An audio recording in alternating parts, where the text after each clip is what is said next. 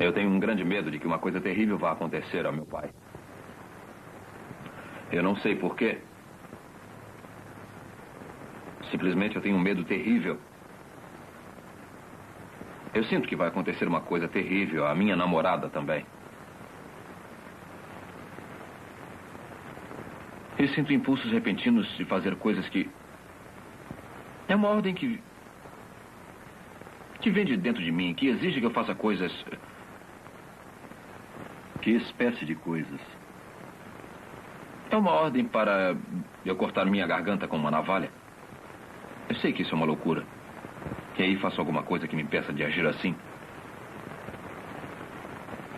Paguei minha vida tentando lutar contra essas ideias. Por isso, só há pouco tempo eu terminei o meu curso de Direito. Eu tenho 29 anos e estudei durante 9 anos. Bernard Arthur e Edward Fox em O Homem-Rato, nas vozes de Enio Santos e André Filho.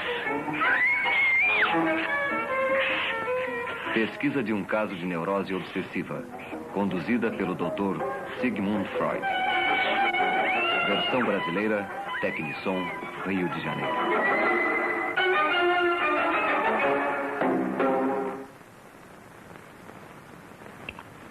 É tudo bem claro. Como se eu ouvisse a minha própria voz. Só que, na verdade, eu não estou falando.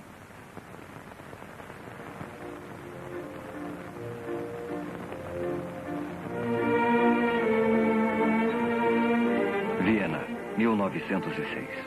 Capital do Império Austro-Húngaro. A tradicional cidade de Strauss, mulheres bonitas, aristocratas e soldados.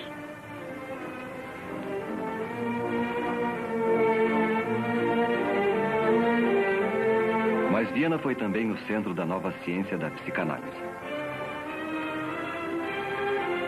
O Dr. Sigmund Freud, um jovem médico que estudava as doenças mentais, ficara fascinado pelo conceito do inconsciente da mente e como seu funcionamento secreto afeta o nosso dia a dia.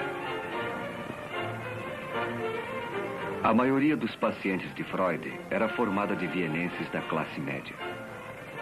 Seus problemas e comportamento o levaram a crer que o motivo de tanta debilidade está escondido em nosso inconsciente e que são as experiências reprimidas e esquecidas de nossa infância que formam o inconsciente.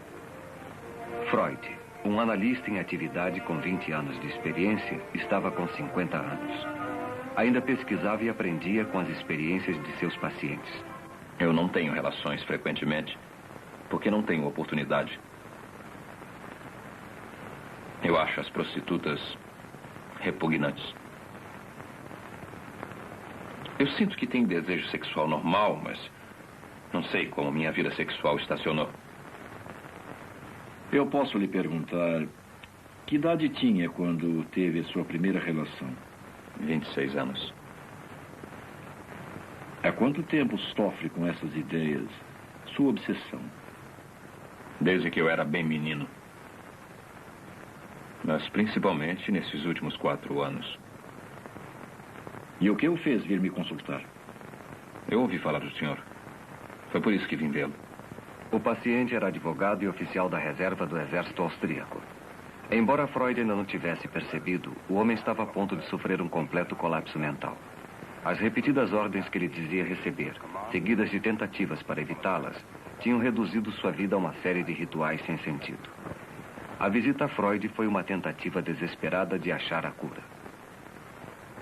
Vamos deixar que o senhor pense no assunto. Amanhã poderá me dar a sua resposta.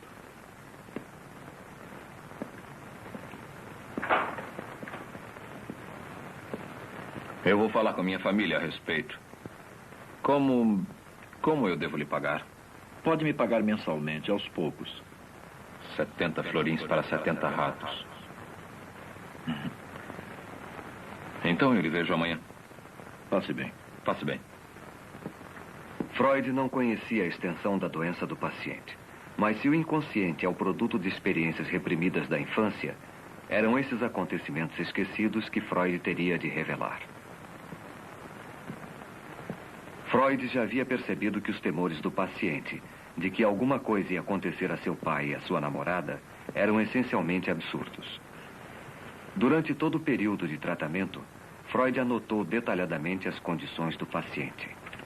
Essas anotações, ele as usou como base para a conferência que fez no primeiro Congresso de Psicanálise, realizada em 1908.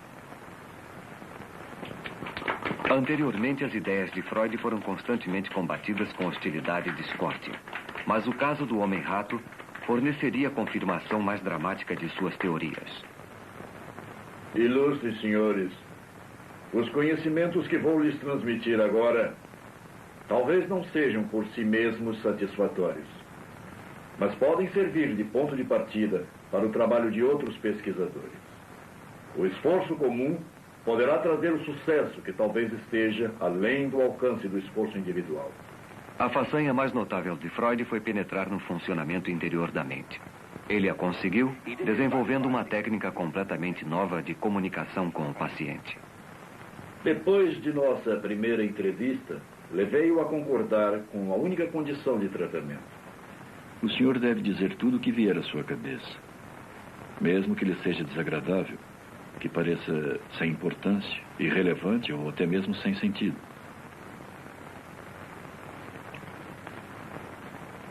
Eu sempre fui atormentado por impulsos criminosos. Eu costumava perguntar aos meus amigos, e ainda pergunto, se eles me desprezam por ser criminoso.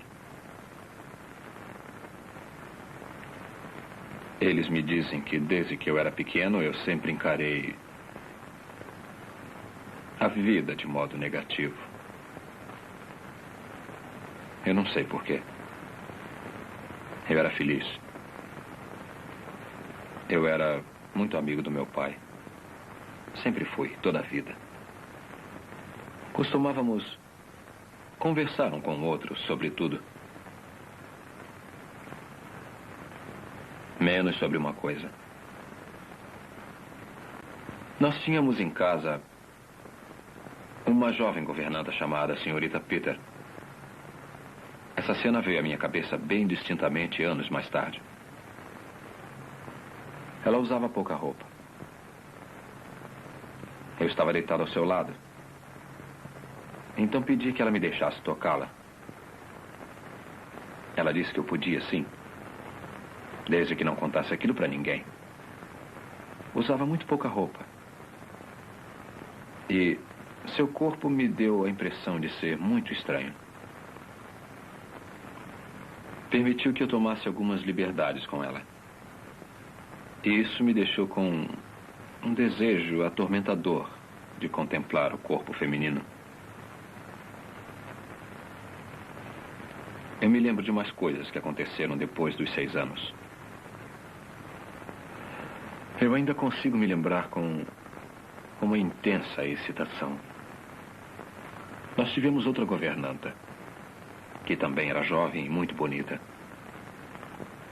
Ela costumava tirar a roupa e ficar se admirando no espelho.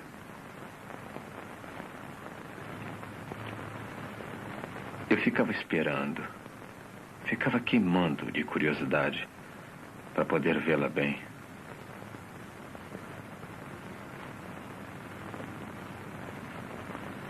Quando eu tinha 6 anos, já ocorriam comigo as ereções. Eu tenho a sensação de que havia alguma ligação entre elas e a minha curiosidade. E eu tinha a mórbida impressão de que meus pais sabiam o que eu estava pensando. Mas tinha um pressentimento de que, tendo esses pensamentos, alguma coisa terrível iria acontecer. E eu devia fazer tudo o que pudesse para evitar que ela acontecesse.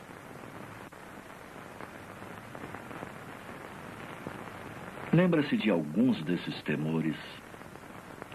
Mesmo quando eu era jovem, eu não conseguia evitar de pensar na morte de meu pai.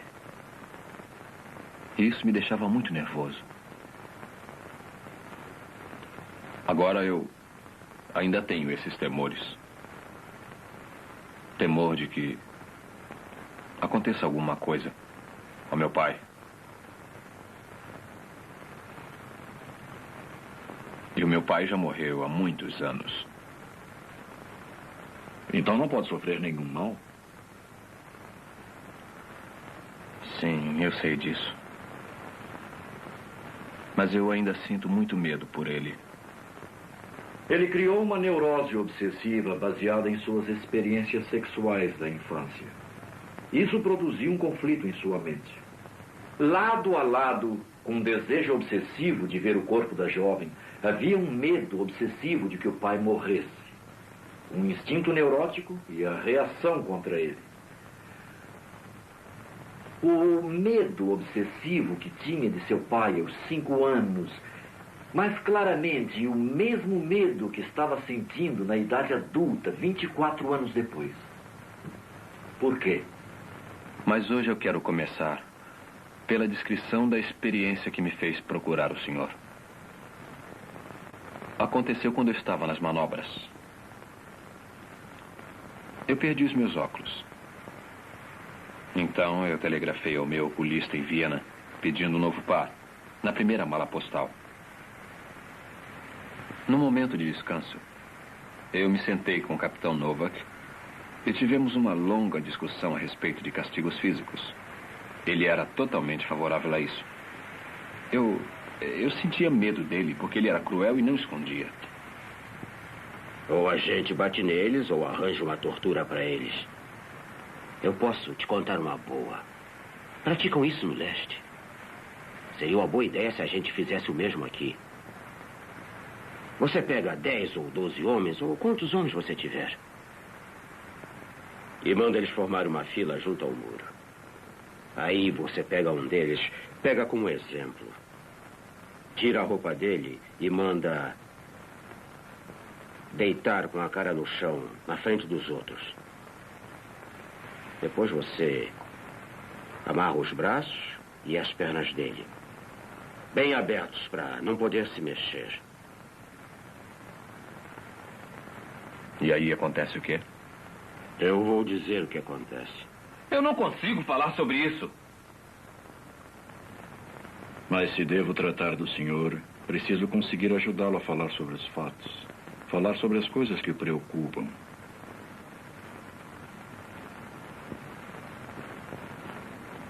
O prisioneiro foi trespassado.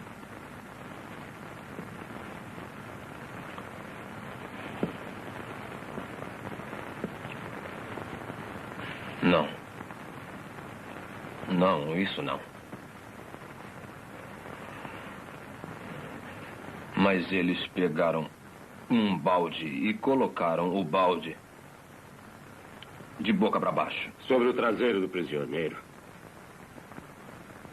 Fazendo pressão sobre as nádegas dele. De boca para baixo. Aí você pega uns ratos que estavam sendo cuidadosamente guardados e põe os ratos debaixo do balde. Um por um. Não é muito divertido para o sujeito que está com o traseiro no balde, porque só há uma saída para os ratos que estão ali dentro. E você sabe qual é, não sabe? Eles forçam a saída. Através do ânus. Subitamente eu achei que isso estava acontecendo com alguém que era muito importante para mim. De quem se trata? Uma senhorita. Uma senhorita que eu admirava muito. Eu achei que a ideia era muito pouco comum para mim. Eu não costumo pensar dessa maneira. Eu acho mesmo que isso passou pela minha cabeça. E eu fiquei repetindo para mim mesmo que eu não deixaria isso acontecer. Não deixaria. E foi assim que eu consegui repelir a ambos. Eu não entendi isso. Ambos? E eu tive também a ideia do castigo estar sendo aplicado a meu pai. E teve essa ideia, muito embora seu pai esteja morto. Naquela mesma noite, o capitão Novak trouxe um embrulho que chegou pelo correio. Capitão? Capitão? Eu tenho um embrulho para o senhor que chegou pelo correio da aldeia. Eram os meus óculos novos. Os óculos que eu pedira em Viena, mas eu já contei isso para o senhor. O tenente Alex pagou o frete para o senhor. O senhor vai ter que pagar a ele. Não vou pagar, senão os ratos pegarão meu pai. Eram apenas meus pensamentos. Então eu mudei de ideia. Sim, obrigado. Eu vou pagar. Eu fiz um juramento de que os ratos não o pegariam. Meu cérebro recebeu a ordem de que eu devia pagar o dinheiro ao tenente Alex, como o capitão Novak me dissera. E o senhor pagou?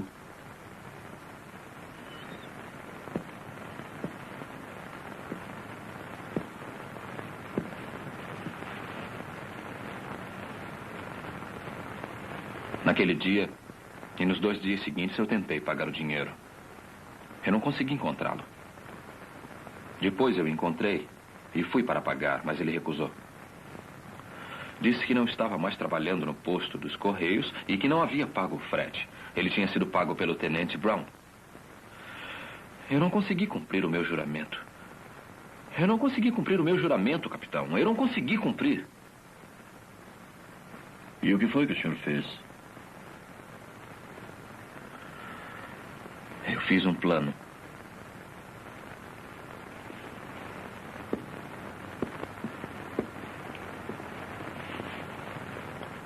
Eu iria até o posto dos Correios e o tenente Alex e o tenente Brown iriam comigo.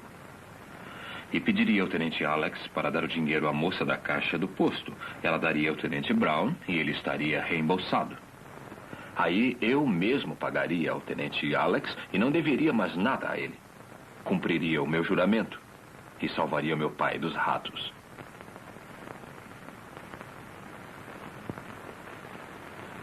Mas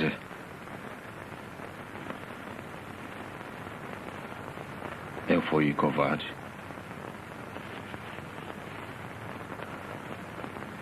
Eu sempre fui covarde. Desde o tempo em que era menino. Por que se acovardou por ter de pagar a ele? Eu não queria parecer um idiota. Não podia me arriscar a pedir aos tenentes para fazerem aquela maluquice. Eu não consegui decidir o que fazer, se eu levava o meu plano até o fim ou se fugia. Eu fui até a ferrovia. O carregador disse, trem das 10 horas. Eu disse que sim. Foi o destino.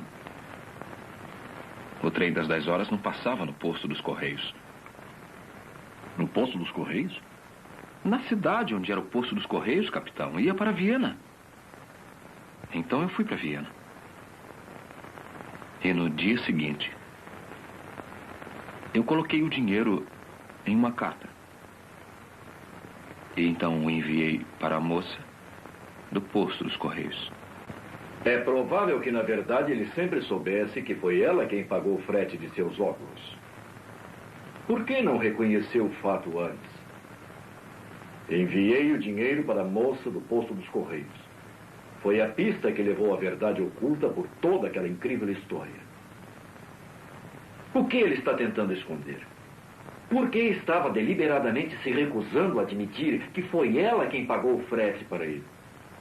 Por que ele preferiu criar uma estranha obsessão sem sentido, envolvendo ratos, o pai, sua namorada e compromissos de dinheiro com o tenente? Uma coisa que considero da máxima importância é acrescentar.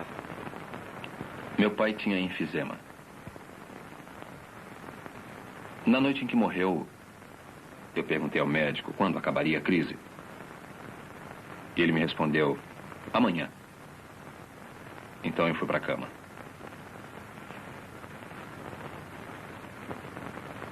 Meu pai morreu naquela noite.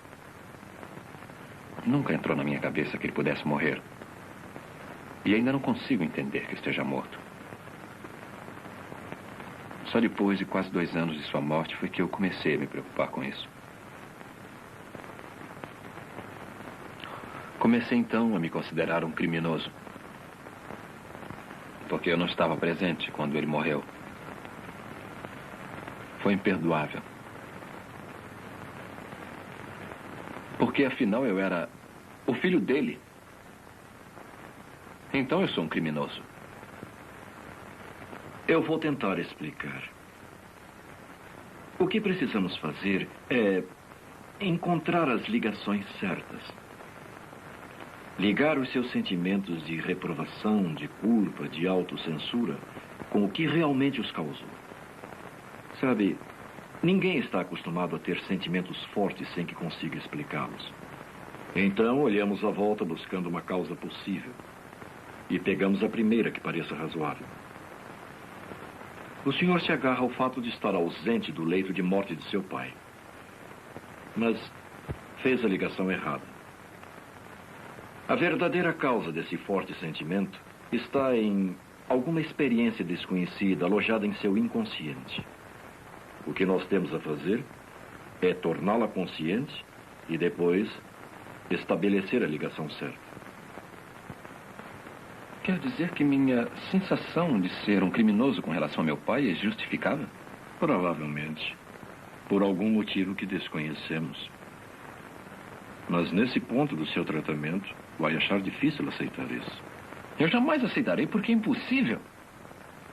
Eu nunca fui um criminoso para o meu pai. E mesmo que eu aceitasse a justificativa desse sentimento, eu não vejo em que isso poderia me ajudar. O senhor está aceitando que o seu sentimento não ajudaria. Mas ele pode ajudá-lo a lembrar-se dos acontecimentos que deram origem a ele. E que ainda estão ocultos em seu inconsciente. Eu gostaria de falar sobre meu pai. Eu tenho umas fotografias dele. Eu sempre trago comigo.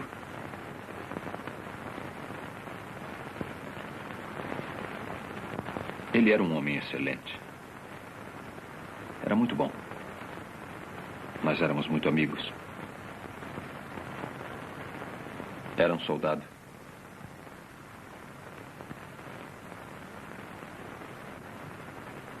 Isto é apenas um pensamento isolado, sem nenhum significado.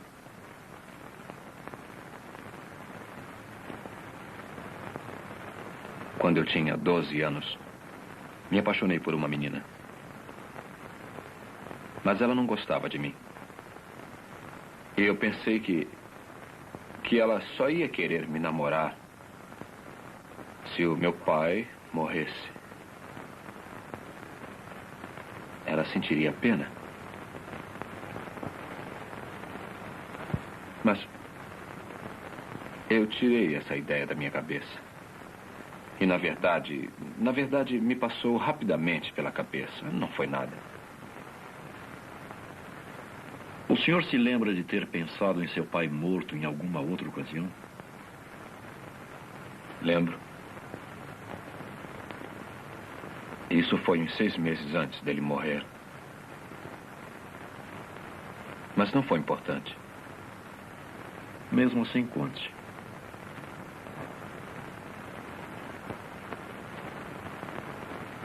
Prefiro não pensar nisso.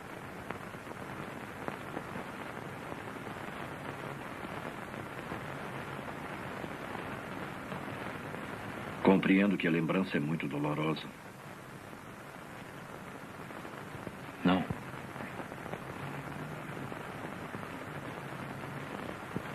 Eu não consigo me lembrar.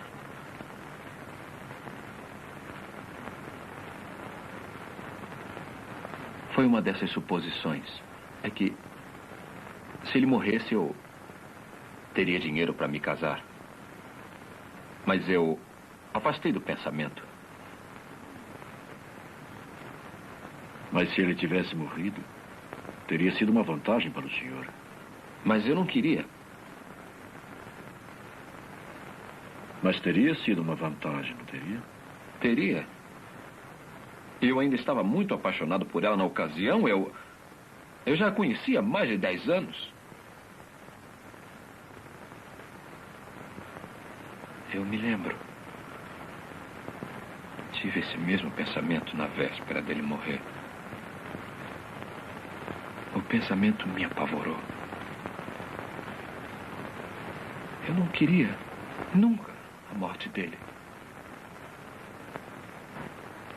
Mas o senhor queria inconscientemente. Sabe, todo temor é um desejo reprimido. Desejou que seu pai morresse e sentiu-se ansioso, com medo, culpado. Por isso tenho de acreditar no oposto do que está dizendo. Eu teria desistido de tudo para salvá-lo. Esse amor tão intenso é o que está suprimindo o seu ódio. Eu desisti da felicidade. 3 vezes, desde o tempo em que era menino, desejou que seu pai morresse para que pudesse ter dinheiro e casar com a jovem que amava. Eu a amo. Mas eu nunca a desejei sensualmente, da mesma maneira que era excitado pela minha governanta quando eu era um menino. Os seus desejos sexuais normais foram inibidos pelas suas experiências da infância. E considera o seu pai um empecilho entre o senhor e o objeto de seus desejos sensuais. E o senhor o odiava por isso, desde quando era criança. Está enganado. Eu o amava. Eu o amava.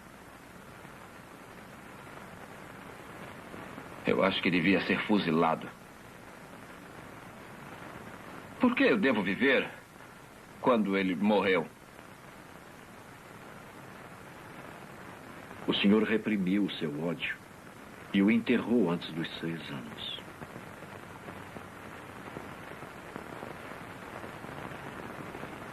Uma vez eu tentei matar meu irmão. Nós éramos meninos. Eu carreguei a minha espingarda de brinquedo com uma vara. Depois eu disse para ele que se ele olhasse para dentro do cano, ele ia ver uma coisa. E puxei o gatilho.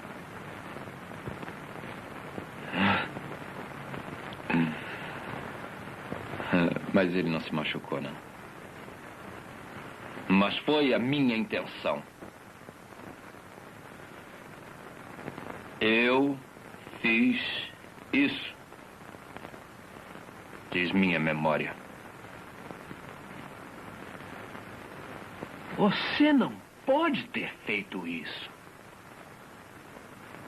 Diz o meu orgulho. Mas você fez isso.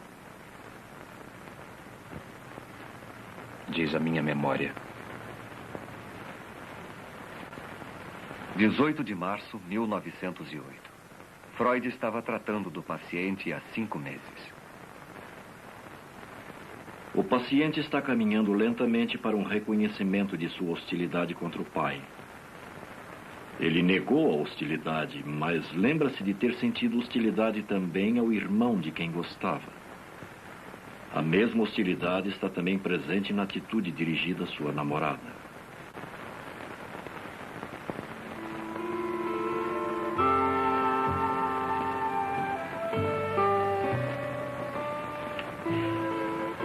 Nós estávamos no lago, num barco. Ela adorava andar de barco. Mas eu temia que ela se resfriasse. Ela não usava roupas próprias para andar de barco. Então eu pedi a ela para colocar o meu chapéu.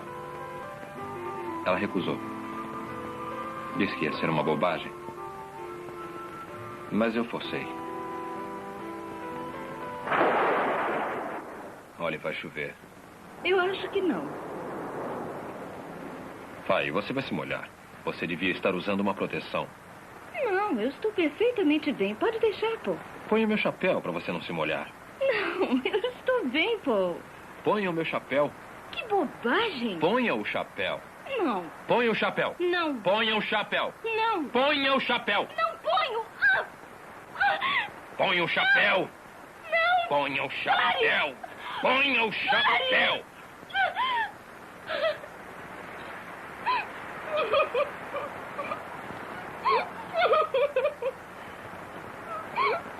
Nada deve acontecer a ela.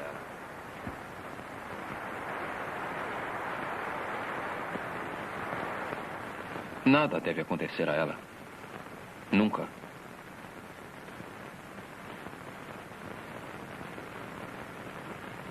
Eu estava esperando por ela. Eu já não havia uma porção de dias. Mas havia uma pedra na estrada. E eu pensei que se as rodas da carruagem batessem na pedra, Gisela podia morrer. Então eu peguei a pedra e a coloquei fora da estrada. O senhor queria protegê-la. Jurou que nada aconteceria a ela. Aí eu vi como eu tinha sido absurdo. Peguei a pedra e a coloquei de novo no lugar em que estava.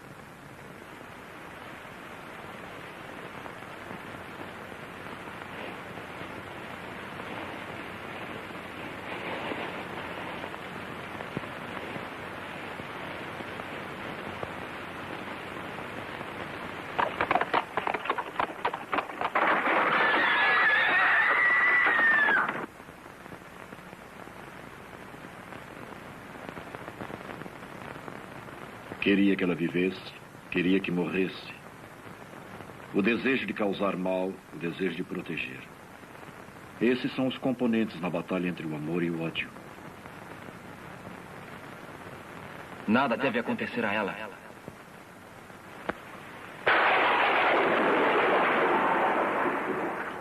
2, 3, 4, 5, 6, 7, 8, 9, 10, 11, 12, 13, 14, 15, 16, 17, 18, 19, 20, 21, Antes de 40 há o perigo dela morrer. Dela morrer. Morrer! 34, 35, 36, 37, 38, 39, 40! 40! 40! 40!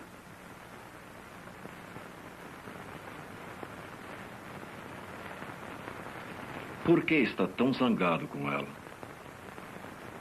Deve haver um motivo para estar tão zangado e ter de protegê-la.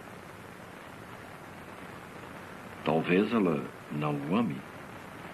Eu acho que tenho de guardar a mim mesma para o homem ao qual um dia eu vou pertencer.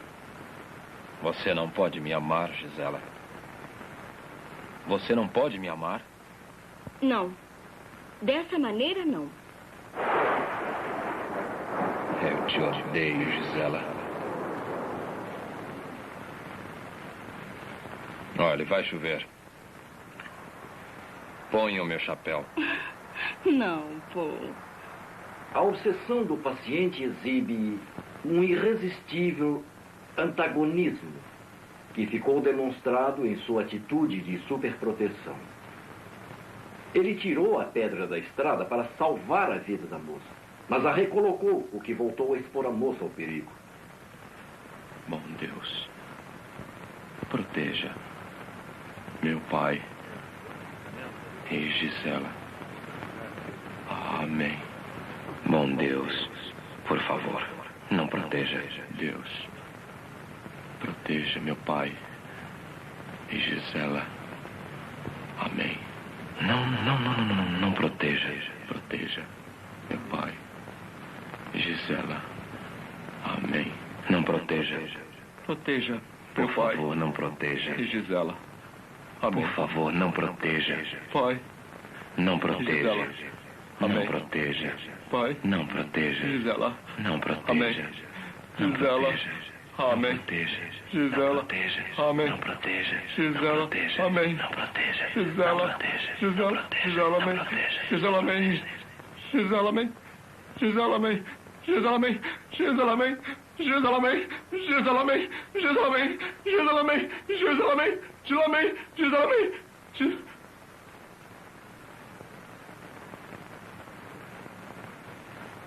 Em suas orações, ele tentou afastar o que considerou ser o seu pensamento mau, luxurioso para com Gisela. Uma oração de proteção para Gisela. Ele repetia tão depressa que nenhum mau pensamento poderia interferir. Mais tipicamente, a palavra proteção é que continha verdade, aquilo que devia ser afastado. A palavra Gisela mesmo, formada pelas duas palavras, o nome da moça, Gisela, e amém. Repetindo seguidamente, muito depressa, tornaram-se Giselamen, Giselamen, Giselamen, Gisela Semen.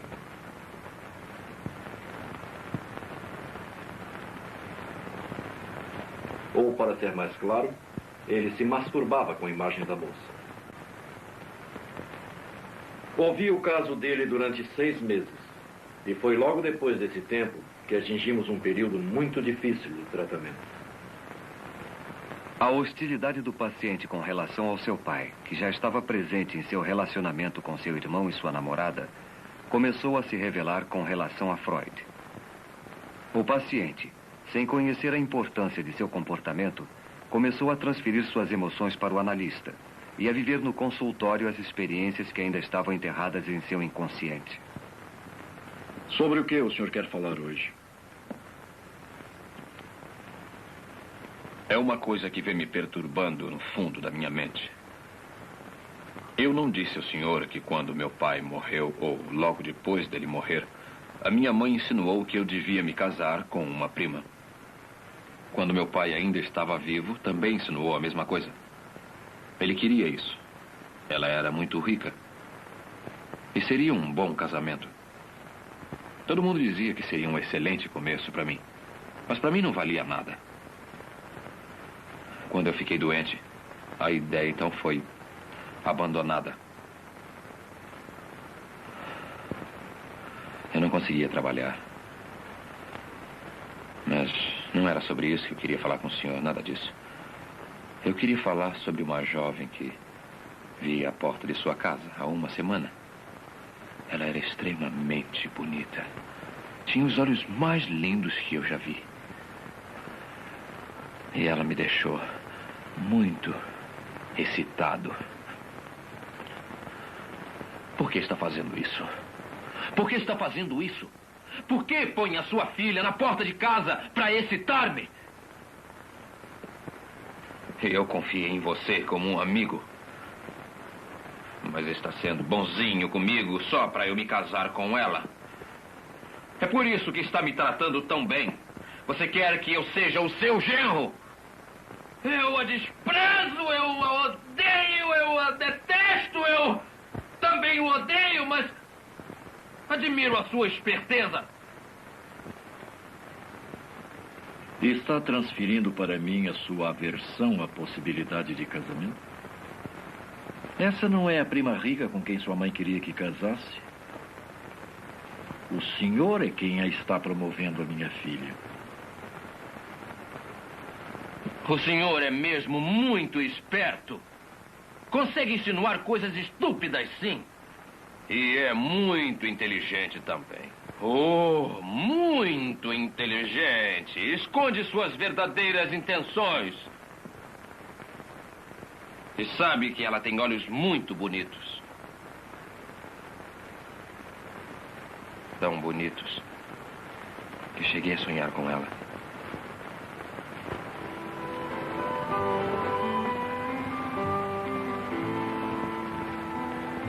Freud atribuía grande importância aos sonhos, como sendo um meio de revelar o inconsciente. Porque ao dormirmos, o nosso consciente está desprevenido. As ações em nossos sonhos, interpretadas corretamente, dão uma clara indicação dos desejos reprimidos e ansiedades alojados em nosso inconsciente.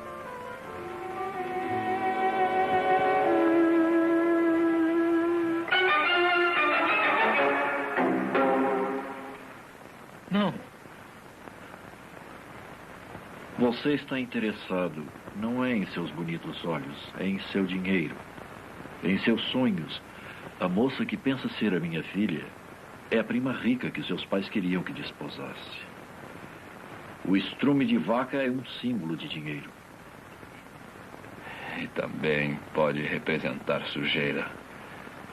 Dinheiro é sujeira. Uma coisa desprezível. Também é uma coisa que deseja. Porque sempre foi a necessidade do dinheiro para se casar que o fez querer ver seu pai morto. O senhor me enoja! Porque o senhor me transformou no pai que quer que se case com a prima rica. E está zangado por isso. É o que traz de volta todo o conflito de sua mente. Devia permanecer fiel a Gisela, a moça quem amou, ou devia se casar com a prima rica, como seu pai queria? Não sabe decidir. E para evitar enfrentar o problema, ficou doente. Não podia trabalhar porque não queria trabalhar. Se o senhor se formasse em direito, o combinado seria de que se casasse com a prima rica. Mas o senhor não queria. E foi por isso que levou 9 anos para conseguir se formar.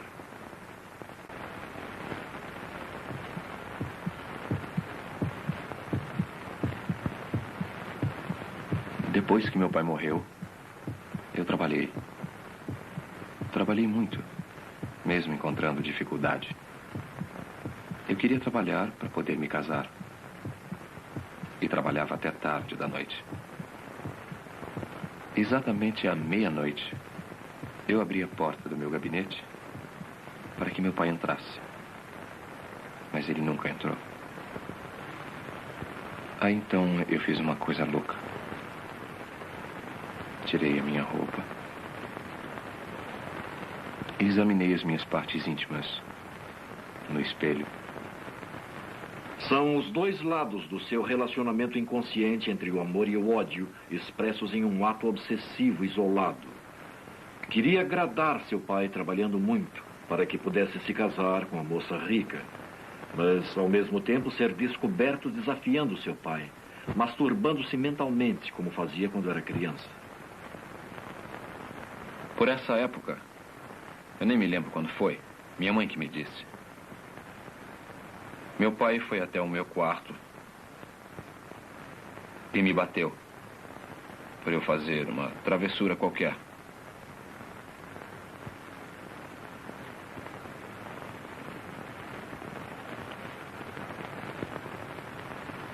Eu tinha mordido alguém. A surra de seu pai estava ligada em seu inconsciente às suas travessuras sexuais. Eu mordi alguém e ele me bateu por isso. Seu rato! Rato sujo, imoral! Por que não me põe lá na rua? Está me transformando no pai com quem está zangado. Não. Não. Não. Não. Eu não vou machucá-lo.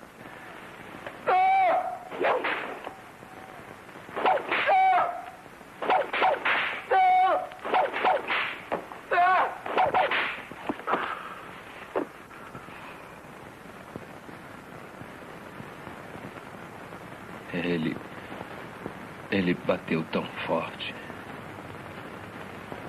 Ele não parava mais de me bater. Esse menino ou será um grande homem, ou será um criminoso. Eu sempre fui atormentado por sentimentos criminosos. Impulsos criminosos. Gradualmente, o paciente foi convencido. O pai que ele amava também odiava. Meu pai morreu há muito tempo. Então não lhe pode fazer nenhum mal. Eu sei disso. Mesmo assim, ainda receio. Ele reprimira seu ódio aos 6 anos de idade. E esse ódio apenas apareceu como culpa, aparentemente sem motivo, e uma neurose obsessiva.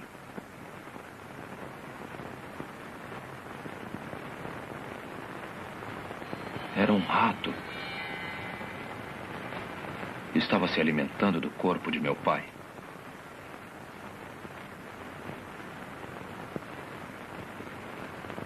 O tratamento chegara ao seu ponto de retorno. O caminho estava livre para a solução da imagem do rato.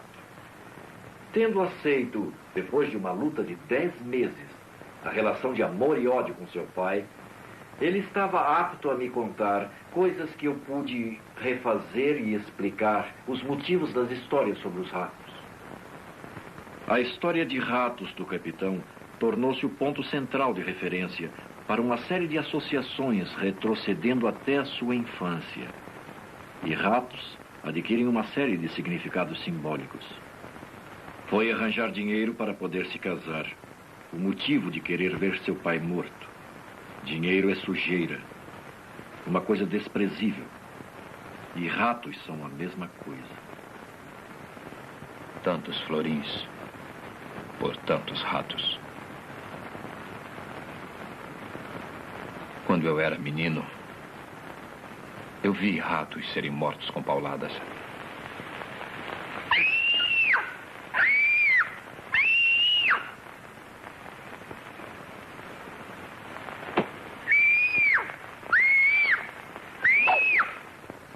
O rato é o senhor quando criança. Ele bateu tão forte. Não parava mais de me bater. Lembra-se por que ele lhe bateu?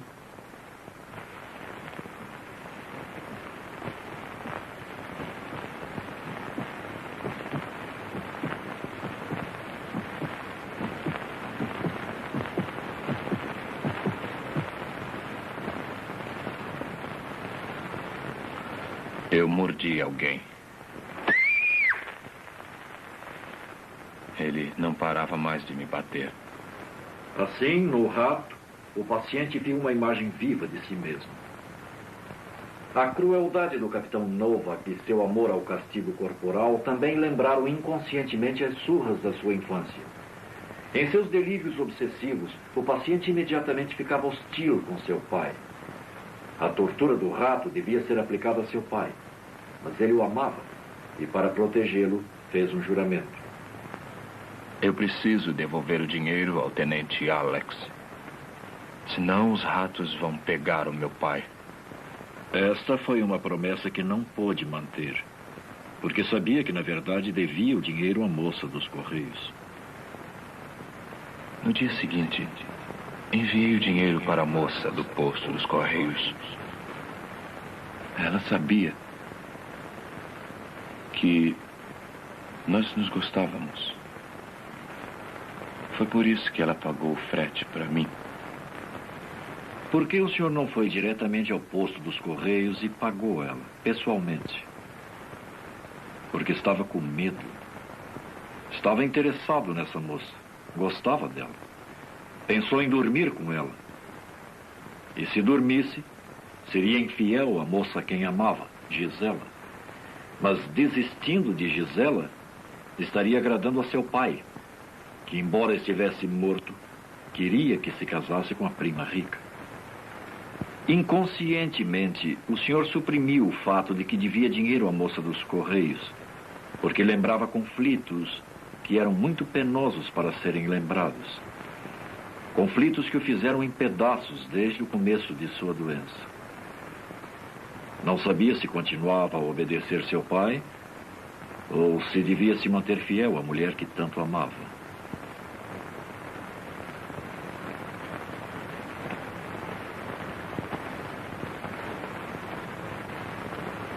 Quando chegamos à solução, o delírio de rato do paciente desapareceu.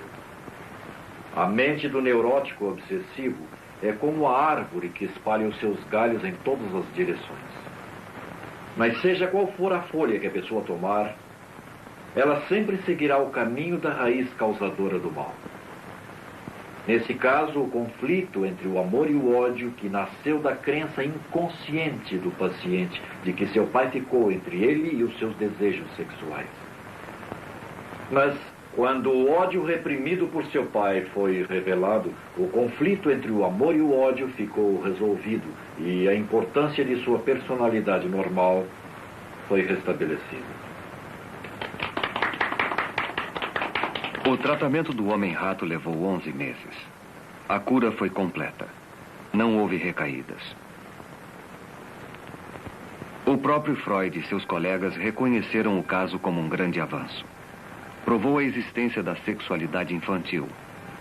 Mostrou a ocorrência de experiências precoces da infância e a influência no futuro dessas experiências ocultas em nosso inconsciente. As ideias psicanalíticas de Freud, amplamente apoiadas pelas provas do caso do homem-rato, ainda sofreram controvérsias. Mas para o bem ou para o mal, foram profundamente influenciadoras. Freud é um dos poucos homens do qual se pode autenticamente dizer: ele revolucionou os nossos pensamentos e o nosso modo de viver.